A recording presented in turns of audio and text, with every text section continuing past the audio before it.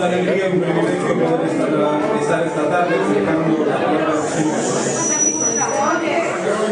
Más fuerte. Mucha más fuerte que nosotros Decía, escuchamos.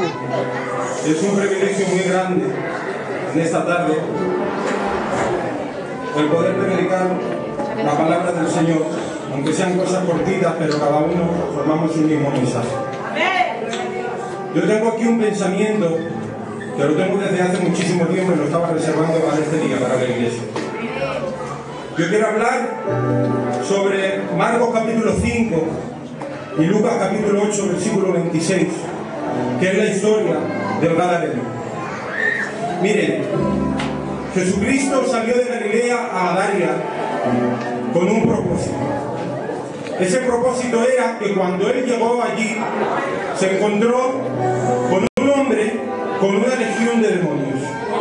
Una legión de demonios era entre 6.000 y 10.000 demonios. Cuando Jesucristo ve a ese hombre, se presenta delante de él y viene delante de Jesucristo y se postra y empieza a decirle que si le echa, el demonio que estaba en el hombre le dice que si le echa, les dejen pasar unos cerdos que estaban a lo lejos, que eran unos 2.000 cerdos. Y el Señor se lo permite. Cuando este hombre es libertado, los demonios entran en los cerdos y dicen de que al no poder aguantar esa opresión, salen corriendo, se tiran por un despeñadero donde estaba el mar y se ahogan. Y los dos hombres que estaban cuidando y apacentando esos cerdos salen corriendo con temor y avisan a todo el pueblo de Gadaria. Entonces se presentan todos los gadarenos de Cesarea, de Filipo y de otros sitios, y entonces ven ese milagro. Pero hay una cosa que a mí no me cuadraba. Y yo le preguntaba al Señor: Dios mío, ¿cómo permites y cómo cumples el deseo de un demonio? ¿Por qué? Porque los demonios le decían: permítenos que entremos en esos cerdos. Yo me sorprendí porque un demonio nada más que está para reprenderle porque no vale nada en el nombre de Jesús. Entonces, estudiando pude comprender por qué el Señor hizo ese motivo. Resulta ser que Gadaria, Cursi, Cesarea de Filipo, era toda una misma región, donde habitaban los gentiles y también estaban los gentiles y también los griegos. Entonces había un área que se llamaba Panías. Esa área era pagana, era donde iban a hacer culto a los dioses falsos y a los demonios. Estaba la diosa de la venganza, había otros 2 o 3 templos, pero había uno que me llama mucho la atención. Había uno que se llamaba del dios Pan. El dios Pan era un templo donde estaba situado en una cueva, donde había como una especie de pozo, donde estaba encharcado, era como un pantano, donde ahí sacrificaban a miles de cerdos. Este dios es el que a lo mejor lo han escuchado alguna vez que otra, en películas y en historias. Es el dios que es de la cintura para abajo es cuerpo de cabra y de la cintura para arriba representa al hombre, que Jehová Dios lo reprenda, es el mismo demonio. Entonces ellos sacrificaban miles de cerdos. ¿Para qué hizo eso el Señor? ¿Por qué permitió que los cerdos, es decir, que los demonios entraran en los cerdos? Para que esa nación se quedara sin nada que ofrecer al diablo. Amén. Entonces, también me resulta curioso cuando dice de que vinieron y echaron a Jesús porque tenían temor, pero se presentaron todo el pueblo de Gadaria. ¿Por qué el Señor permitió y dio tiempo a que viniera todo el mundo? Porque Él estaba preparando el camino. Y Él dejó testigos. Eran esos hombres testigos del milagro que había acontecido.